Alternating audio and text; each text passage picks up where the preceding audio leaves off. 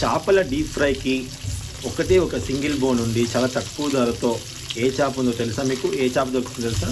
ఇదిగోండి ఆ చేపలు నేను ఇప్పుడు డీప్ ఫ్రై చేస్తున్నాను, చూడండి. అండ్ పూర్తి వీడియోని పూర్తిగా చూడండి, ఎలా చేశాను ఏంటి అనేది మీకు ఖచ్చితంగా నచ్చుతుంది. థ్యాంక్ యూ అండి. అండ్ నెక్స్ట్ ప్రాసెస్ అంతా క్లియర్గా చూడండి. ఇదిగోండి ఎంతో చాలా చాలా టేస్టీగా ఉంది, కలర్ఫుల్గా ఉంది. ఈ ఫిష్ చాలా తక్కువ రేటే, పైగా సింగిల్ ముళ్ళే ఉంటుందండి, అంటే కొర్రమేనుకున్నట్టు. అందుకని ఇదేంటో క్లియర్గా మీకు ఎక్స్ప్లెయిన్ చేస్తూ చేశాను.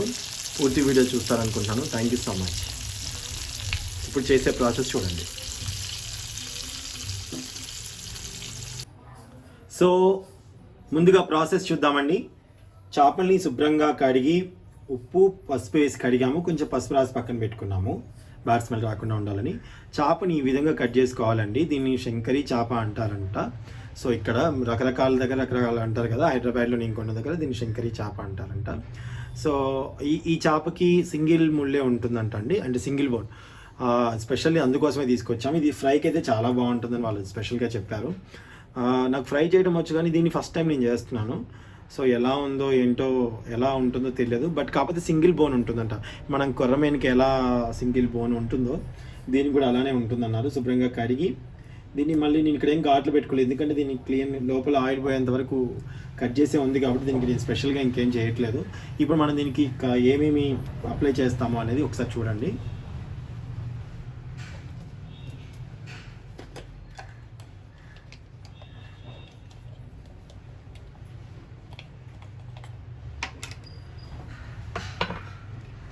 కారం,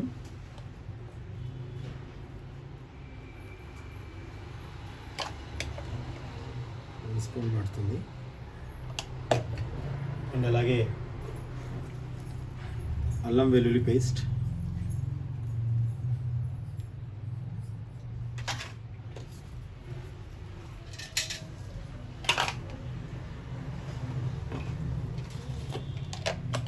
ఉప్పు రుచికి సరిపడా వేసుకోండి.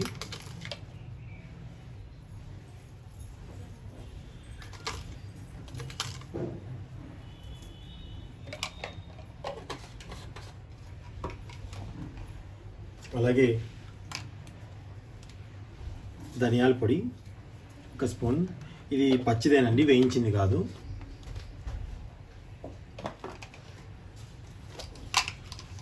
కొంచెం జీలకర్ర పొడి,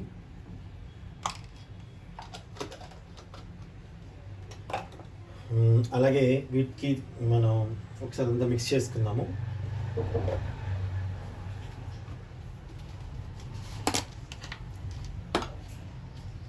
కొంచెం కొత్తిమీర,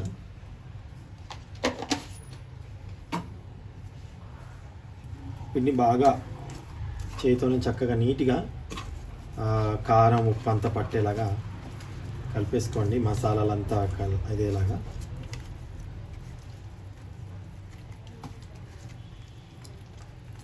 లోపలంతా ఇలా నీట్గా అంటున్నాను, చూసారు కదా, స్టఫ్ అంతా పట్టేలాగా. ఇలా సింగిల్ బోన్ ఉన్నదంటే హ్యాపీ అండి, పిల్లలు కూడా ఇష్టంగా తింటారు కాబట్టి.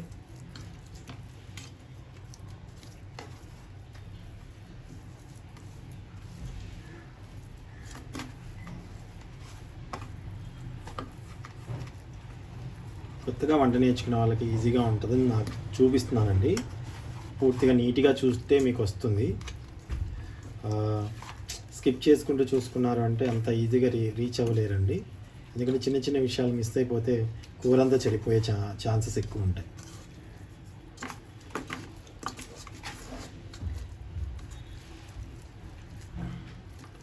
ఈ స్టమక్ అంతా క్లీన్ చేసే ఇచ్చారు కాబట్టి మనకి ఇంకేం ప్రాబ్లం లేదు. మన ఇంటికి వచ్చి శుభ్రంగా ఒకసారి మా మిస్సెస్ కడిగింది, మంచి వాటర్తో కడిగి ఉప్పు పసుపు వేసి కడిగి దాన్ని ఇలా. ఇప్పుడు మనం మ్యాగ్నేట్ ఇలా కలిపి పక్కన పెట్టుకున్నాం. ఇది ఒక 10 మినిట్స్ ఆర్ 15 మినిట్స్ అయినా సరే మనం ఫ్రిడ్జ్లో పెట్టేసుకుంటే మంచిగా ఉంటుందండి.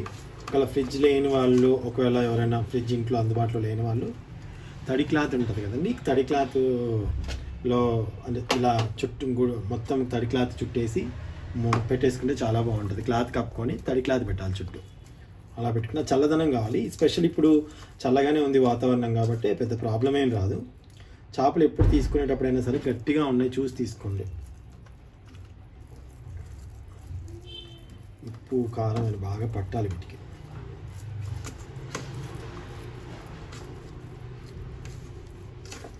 సో నేను ఆయిల్ కూడా ఏం వేయలేదు దీంట్లో, మీరు అబ్జర్వ్ చేయండి. నేను ఏం ఆయిల్ వేయలేదు, ఆల్రెడీ ఉప్పు అవన్నీ తడినాయి కదా దాంతో. ఓకే, ఇప్పుడు మనం వీటిని ఇలా వదిలేసి ఒక ఫ్రిడ్జ్లో పెట్టేద్దాము. ఒక 15-20 మినిట్స్ తర్వాత వీటిని మనం ఫ్రై చేద్దామండి.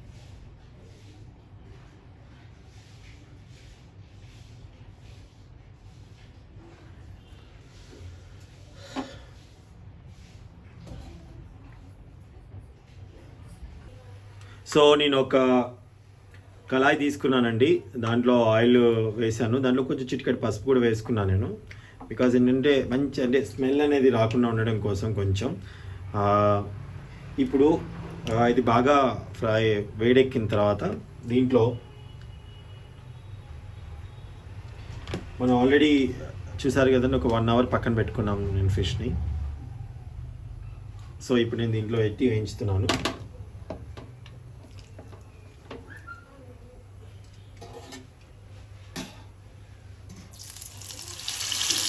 ఇలా ఒక్కొక్కటి నీట్గా వేయించుకోండి,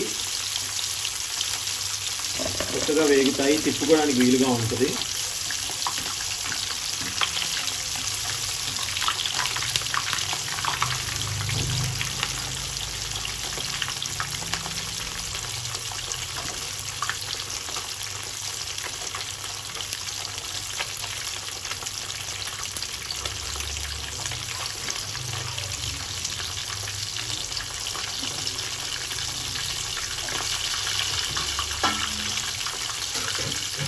స్టవ్ తగ్గించి పెట్టుకోండి, ఎందుకంటే మంచిగా ఉడుకుతుంది అన్నమాట, లోపల కూడా మంచి ఫ్రై అవుతుంది.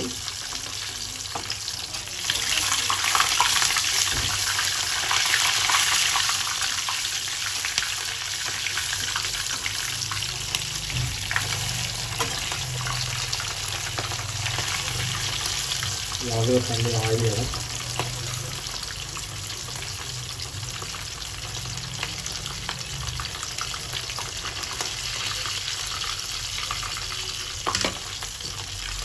సో ఇలా తగ్గించి, నేను ఇక్కడ ఘాట్లు పెట్టలేదు కాబట్టి తగ్గించి పెట్టుకుంటే మంచిగా మనకు ఉడికిపోతుంది అన్నమాట. ఇలా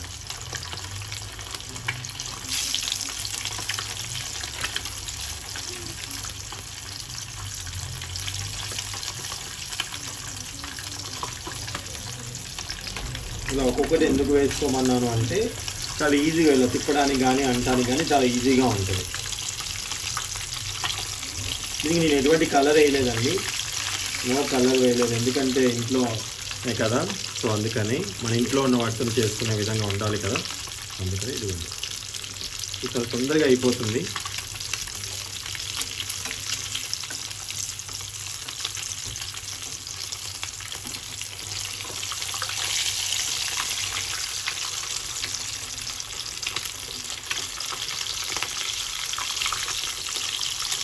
గోల్డెన్ కలర్ వచ్చేంతవరకు బాగా డీప్ ఫ్రై చేసుకోండి.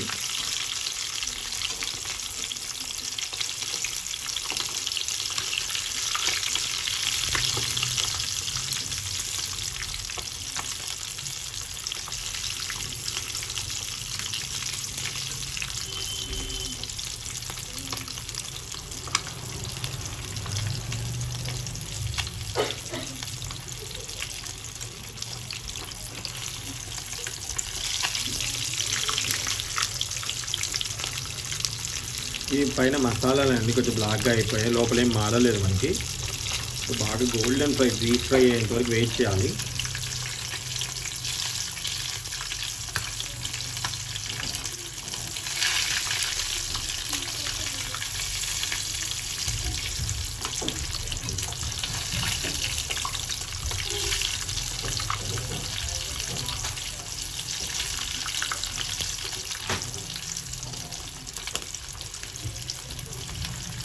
సో ఇది అయిపోతుంది కాబట్టి దీన్ని తీసేసుకుంటాను. చూడండి ఇంత టైం తీసుకుని మనకి చాలా తక్కువ టైం అనమాట, ఎక్కువ టైం కూడా పట్టలేదు. బట్ సన్నటి మంట మీద కాబట్టి మనకి చక్కగా లోపల కూడా బాగా ఉడికిపోతుంది.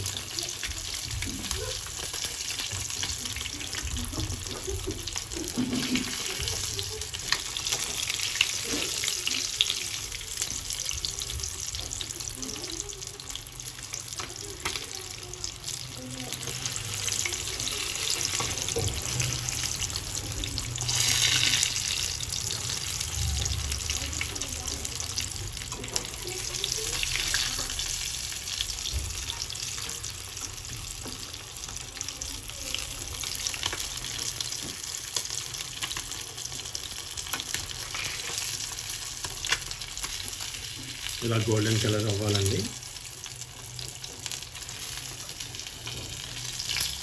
ఇప్పుడు మనం తీసుకుందాం పక్కనే.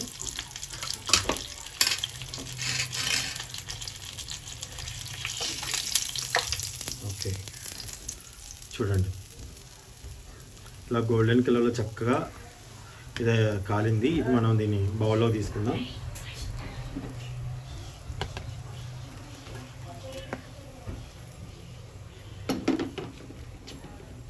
ఇలా అన్నీ చేసుకోవాలి. ఇంకొకటి చూస్తానికి చూడండి.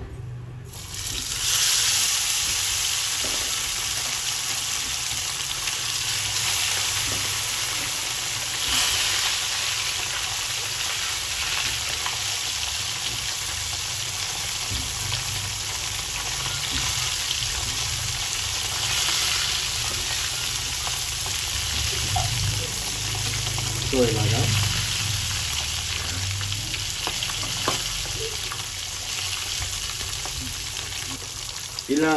ఇలా ఫ్రై చేసుకున్నప్పుడు మీకు మసాలా కొంచెం ఉంటుంది కదండి మనకి దీంట్లో. ఇది కొంచెం కావాలనుకుంటే మళ్ళీ దాని మీద ఇలా డిప్ చేయొచ్చు.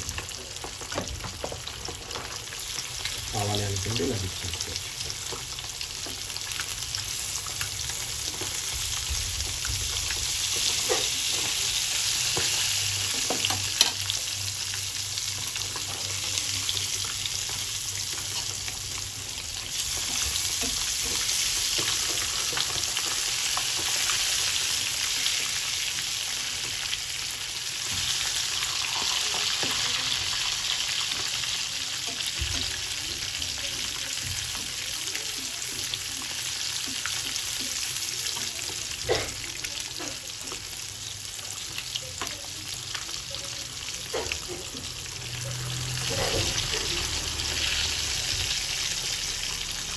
సో ఈ విధంగా అన్నీ చేసుకున్నాక మీకు ఒకసారి మళ్ళీ పైనంతా అంటే ఒక ప్లేట్లో తీసుకున్నాక మీకు చూపిస్తాను.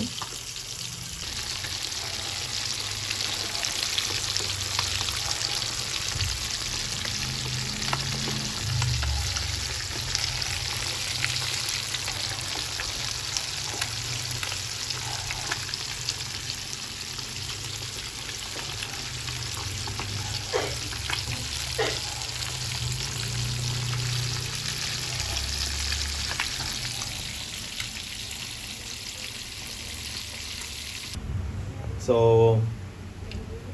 చాలా ఎమ్మీగా ఉన్నాయి కదండి. ఇప్పుడు మనం ఇదే నూనెలో అంత అయిపోయింది.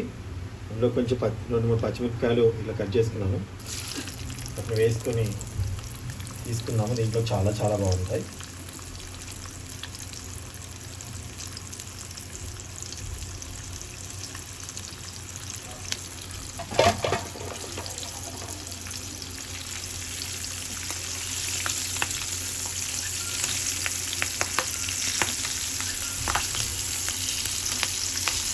స్టవ్ ఆఫ్ చేసుకొని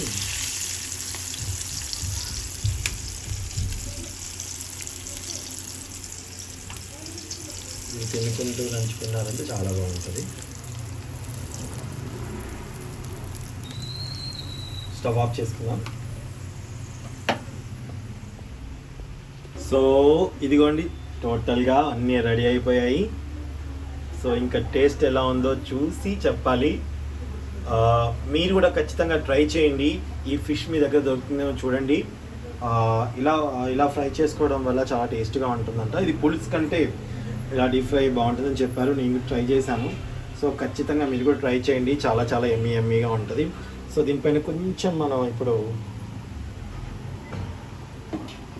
రెడ్ చిల్లీ పౌడర్ని అండ్ రెడ్ చిల్లీ పౌడర్, కొంచెం అలా అలా అలా వేద్దాం.